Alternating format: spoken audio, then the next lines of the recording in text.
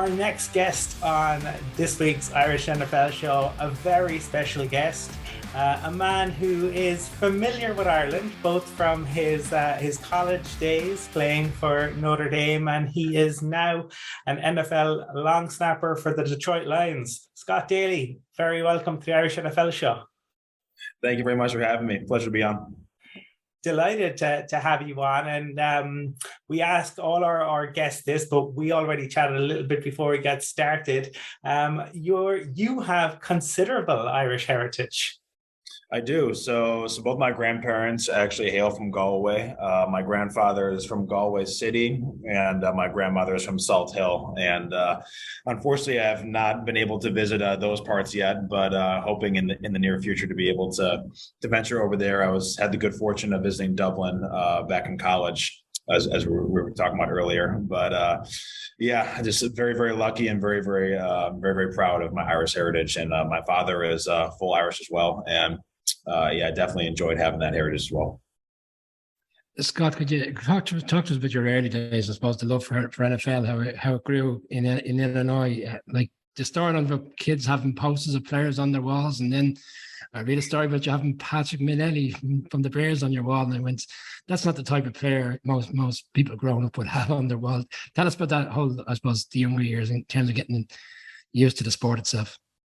Yeah, absolutely. I mean, long snapper, it's a unique position that a lot of players really don't, idolize as much. It's a very, hidden position that, it's a position that if you're getting publicized, it's usually not a good thing. And you really like to stay under the radar. And really, if you're doing your job well, that's when no one knows your name. And it's such a unique position. And it was kind of, growing up, I actually thought I was going to play college baseball for the longest time. Baseball was my first sport. It was my first love, and still is. I still love the sport so much and still follow it to this day. I'm a diehard Cubs fan and Chicago Cubs fan. But doing that, I put so much time and effort and energy into baseball and thought that was going to be my way to go to college, and was pretty good. I put a lot of time and effort into it since I was a very young kid. And actually, so I played football starting in 5th grade. I was kind of a late bloomer in that sense. I was begging my parents to let me play football. All my friends were playing it, and I just really wanted to be involved. I love sports and being active. And finally, she gave in from the begging and pleading and let me go out there, and was kind of at a stage in my life where I was kind of tall, not that athletic, but can throw a baseball pretty well. And I think my coaches took that and had me long snap. And it was my one position that I was fairly consistent at. Didn't know what I was doing, was very, very raw, and kind of just took it as it was. And fast forward to my sophomore year in high school, I was still all focused on baseball, kind of did football on the side to pass things over, just like during the fall. And my sophomore head coach, Mark Wiggins, who was actually a kicker at Illinois State University, he had a knack and an eye for kickers, punters, and long snappers, and was able to kind of differentiate guys who had some raw talent, and kind of pulled me to the side after one practice and said, "Hey, have you ever thought about this long snapping thing, moving forward?" And I'm like, "No, I've really, just love baseball, always want to play baseball, and I think I'm going to continue to do that." And he goes, "Well, I think you should probably go to some camps and take this seriously, because if you actually work at it, you can go to college on full scholarship." And I told him, "You're crazy. You're out of your mind. Like, people don't do that." And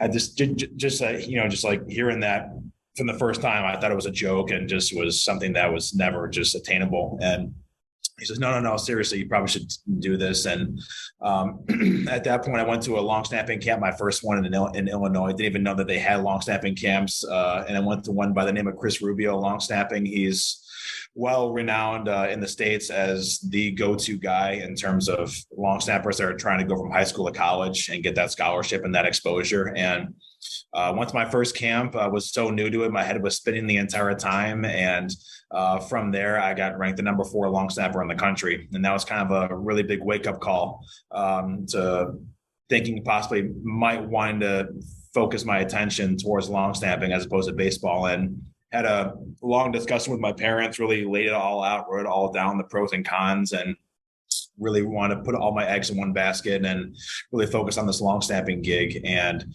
luckily it panned out. I just worked my tail off. At an awesome support system with my parents. They were supporting me all the way, and was able to get my first college offer to Northwestern. Actually, it was spring my junior year in April. And then from then, just really wanted to take my game to the next level. And I had visited Notre Dame a couple times, but still didn't have an offer yet.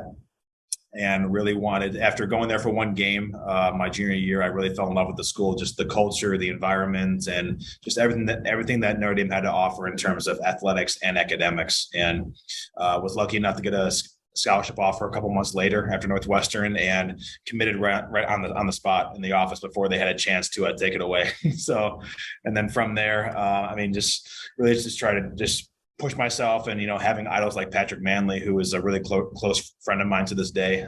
He really helped me really take my game to the next level in terms of gearing towards the NFL mindset, and really helped me from there. And I was very, very lucky to have a lot of mentors and role models with Chris Rubio and Patrick Manley, and a lot of guys that really helped me along that path. Yeah, I love the fact that you go to your first camp and then you discover that you're the fourth best long snapper in the country. Yeah, that's quite something. But I suppose, obviously, look, the Notre Dame piece, I've been fortunate to visit the stadium and the campus, and it's just incredible, the atmosphere that's there. We've heard current and former players talk about, how it kind of prepares you for life in the NFL, but really interested in like what that was like for you. I mean, the experience of coming to Ireland, and playing over here, but then going back and playing in South Bend, and that you had a seriously good team at that time. We did, yeah. So I was lucky enough. My freshman year was 2012, like you said. So our first game was against Navy in Dublin in Aviva Stadium. And I mean, to just have like your first Notre Dame football game, college football game in that atmosphere, in that environment, while also having the roots of being Irish, and to have my father there, my grandfather there, my father's cousins who he hasn't seen in many, many years, all in the stands. It was just, my head was spinning the entire time. I honestly couldn't even tell you like what happened during the game. I was just trying to process it all and just trying to soak it all in. And it was a tremendous experience. I mean, just having those roots and to be able to explore just the homeland of where my grandparents have come from. It was truly an amazing experience to be able to kick off my college career in that sense, in that stadium and with that environment. And just also seeing the, just like Notre Dame fans traveling, and like the amount of support that we had over there, and just to be able to experience that different atmosphere in stadium was pretty incredible. And, obviously 2012, we had a really, really good season. I got to ride. I did not play that year. I redshirted. I had a senior ahead of myself who was finishing out his career at Notre Dame, but just to be able to soak that all in and to be able to ride the coattails of a lot more talented players than myself. And the overall team that we had was pretty incredible to start off my season there. We won 12-0, had a lot of crazy finishes, and was able to go to the national championship game in Miami against Alabama. And unfortunately, we weren't able to close it out that year, but it was an incredible season. And I was very, very lucky and very fortunate to be able to experience that at Notre Dame. We had a lot of ups and downs, highs and lows, but like you said, the experience that I had was very, very fulfilling. I was able to have an amazing academic experience, amazing social experience. I was able to meet many, many friends who are still friends to this day, and to be able to compete at the highest level, and to be able to travel places, meet a lot of amazing people, and to eventually my senior year meet my wife, Monica Robinson, who was she was the star of the tennis team at the time, and was able to meet her. And we got married a couple of years later after that. She actually was on the pro circuit, and we got married a couple of years after that as well. And I had a complete experience at Notre Dame, and I was very, very grateful for the experience that I had.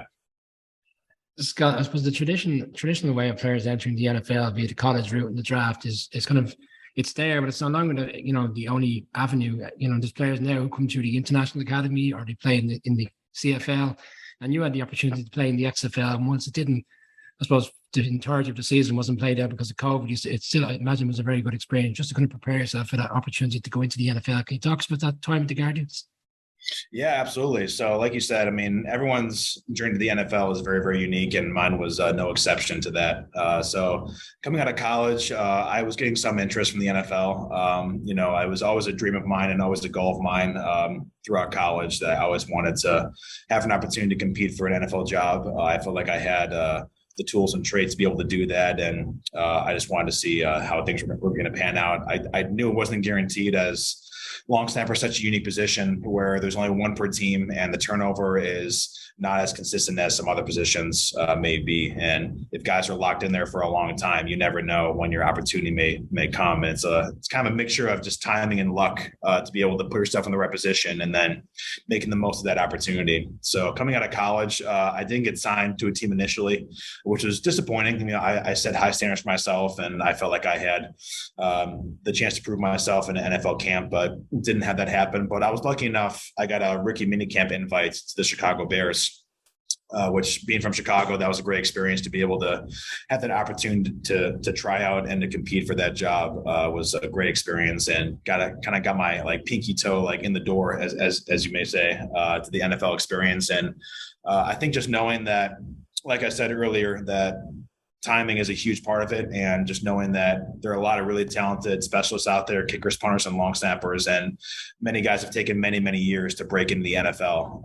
And I knew that I had the tools and traits to be able to do that, and if I was able to execute with the opportunity that I was able to be given, that I think that things would have worked out. And so fast forward 1 year after graduating, I went to a free agent specialist camp where this old NFL head coach, special teams coach, Gary Zahner, he hosts a bunch of kickers, punters, and long snappers to be able to come together and compete for NFL coaches, and was able to do well there. Got a couple of workouts and tryouts with teams, and was lucky enough to sign with the Dallas Cowboys. And really, that was a tremendous experience. I was able to compete against one of the best long snappers to ever do it there. He played for 17 years. I just retired a couple of years ago, and to really get my foot in the door to get some film, just be able to show teams of, you know, what I got, and to be able to hopefully just keep on progressing forward in terms of my NFL experience. It was a great opportunity. And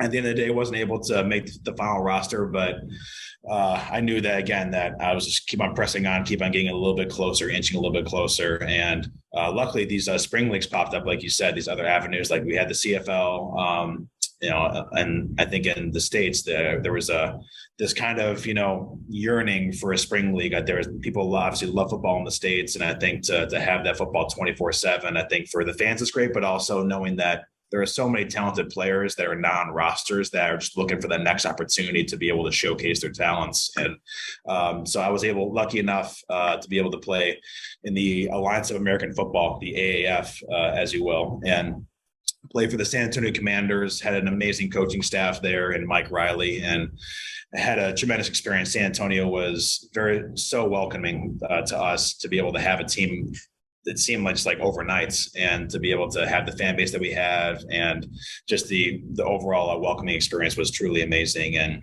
I think as a specialist, it was the best thing that I could have asked for in terms of just getting more film out there, showing teams that I was healthy, I was ready to go, and I was able to do the job at a very, very high level. And unfortunately, there were some shady finances that caused the league to fold, and it was a bummer because I really enjoyed that experience. San Antonio was just an amazing place to play, and I told my wife at that time, if I would have played there for 3 or 4 years in the AAF, and if that would have been the extent of my football career, I would have been totally fine with that, as it was such an enjoyable experience for me. And luckily things worked out in the end. But so then after that, there was a lot of pondering going on of, you know, is this avenue really right for me? Should I pursue something else or keep on going forward? But my fiance and now wife at the time, she was very, very supportive and said, just keep on going forward, keep on pushing. You're so close, you're right there. And luckily I had an opportunity to play in the XFL and to continue to play at the professional level, so to speak, and be able to really just show teams that I'm right there. I'm able to do my job at the highest level. And again, just with the whole timing and everything, just hoping that things would fall my way. And unfortunately, COVID happened to us and the entire world during that time, and cut our season short. But I was able to get some good film out there, and was able to see what was just like going to happen. And nothing happened for almost close to a year. And I was, I told my wife at that point that if I didn't get any calls before that next season that I was going to hang up my cleats, and I was totally fine with it. I was at peace with it. I prayed about it constantly and thought that it was, God showed me that it just wasn't in the cards for me. But luckily the Detroit Lions called and reached out and said, hey, we liked your film. And if things work out, we're going to sign you to our team and have the opportunity to compete for the job. And luckily things worked out, and I was able to compete for the job here in training camp last season. And was very, very fortunate to be able to win that job and to be able to start my NFL career at that point. It was a long, windy road, but it was definitely wouldn't have changed it for anything. It definitely made me into the person of just like who I am today, and to be able to have that experience, I'm very, very grateful for. Yeah, incredible experience, I think, to draw on, certainly. And, I suppose the resilience that you showed time and time again is a testament to your character. Look, we are, thousands of miles away from Detroit, but I can tell you that I think the Lions became a lot of people's second team last year, and a lot of that was to do with Dan Campbell.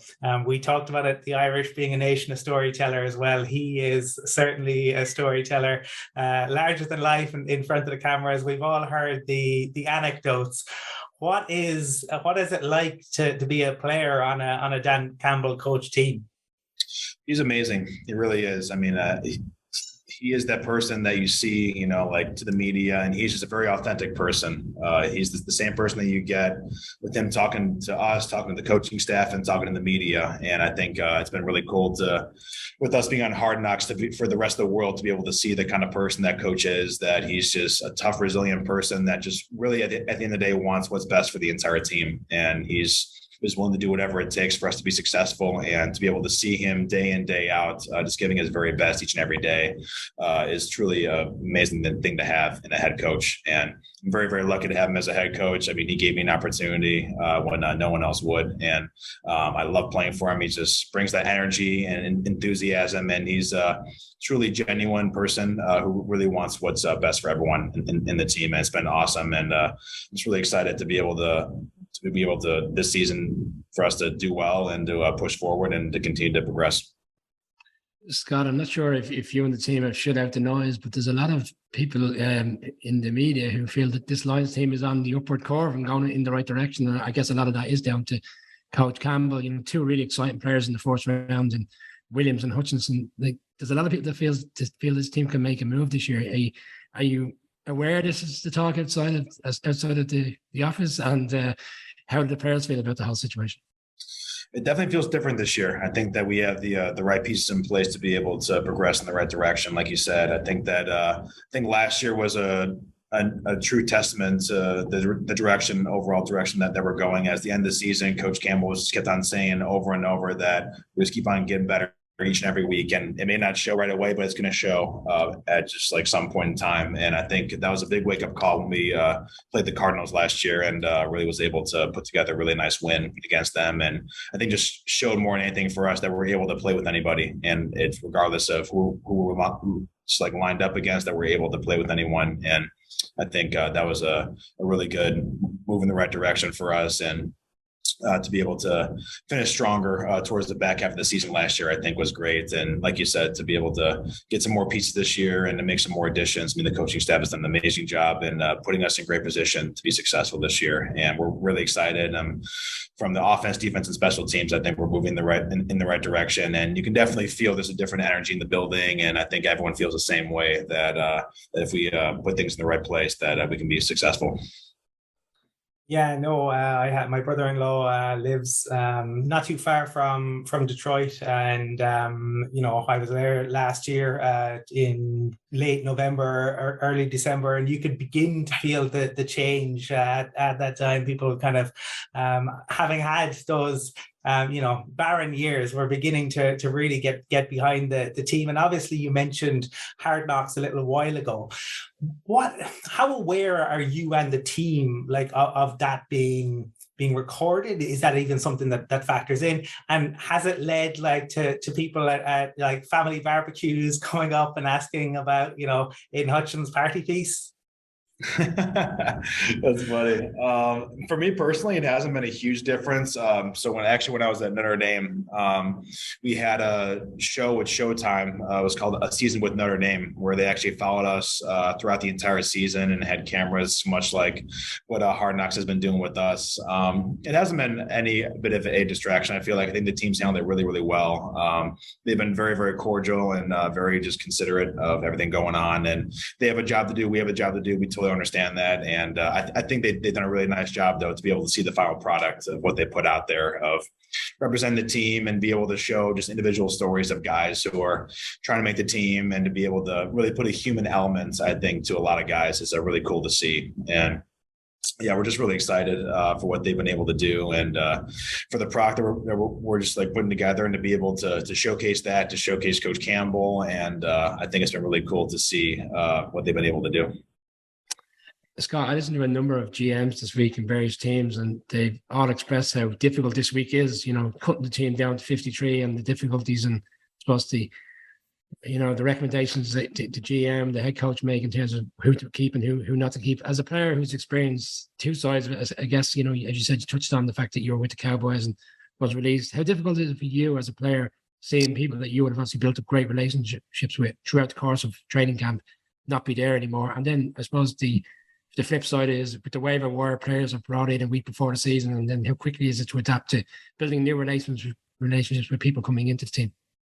Right. Yeah, it's definitely the toughest part of the day for both players and coaches alike. You never, want to see guys go, but it's the unfortunate part of the business that we have to, cut guys down, and have to cut the rosters down. It's just the way that is, and it's definitely a bummer to see guys that put so much time and effort and energy into what they're trying to do, but we fully trust the coaching staff that they're doing the very best to put the best possible team out there, and we just understand it's just part of the business. And in terms of the waiver wire stuff, I think that just a credit to the coaching staff, and recognizing that if this guy's the absolute right fit, that they're going to do whatever they can to make the team better. And we can have full confidence knowing that if they're going through the time and effort to be able to bring someone in a waiver wire, that they're a good fit for the building, not just on the field, but off the field. And we've had amazing experience with that in years past. And I think just the coaching staff and front office done a really good job with that, and setting up, putting the right pieces just in place. And now it's time for us to make it and turn it into wins this fall.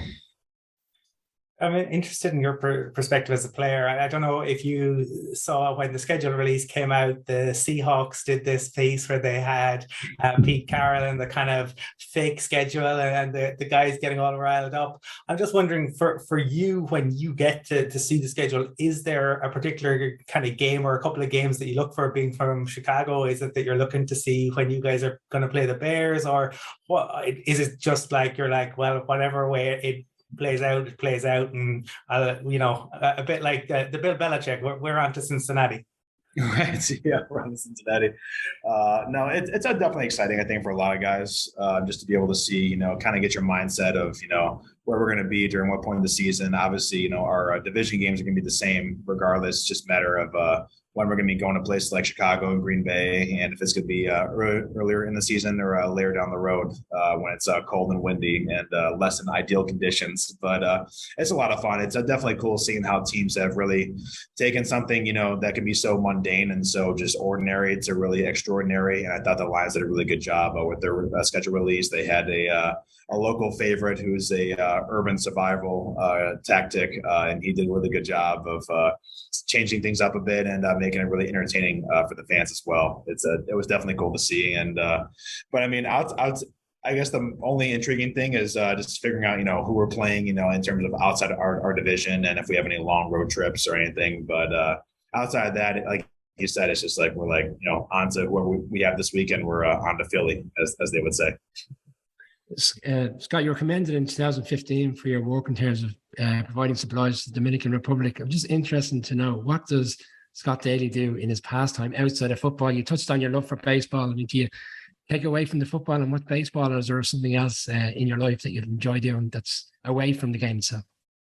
Right. Yeah. No, I was definitely grateful to take that trip. It was a lot of fun. I was able to partner up with the foundation called Here for the Kids, and to be able to take that spring break down there and to be able to help kids down Harabaco was an amazing experience. And outside of football, I love being active. My wife and I are very active people. We love to travel, love to go outdoors. And with COVID the past couple of years, it's been tough to be able to travel. But now that things are lightening up, we're excited to travel during the off season. We went to Hawaii this past couple of weeks after the season, and yeah, just love to travel, love to be active, love listening to music, and just spending quality time with my wife and our little dog Obi. So yeah, I definitely enjoy that, and yeah, I'd love to to take mine off football here and there, and love to just be active overall. But yeah, very lucky to have an amazing wife that we have a lot of shared experiences, and we love doing things together, and I'm very, very grateful for her. Well, we are grateful to you for giving us your time today. And certainly if you and your wife enjoy traveling, you enjoy hiking, Ireland is a great spot. We'd be more than delighted to buy you a few pints. But just we want to say thank you very much. We want to wish you personally and the Lions all the very best for the upcoming season. Appreciate you guys having me on. Thank you so much.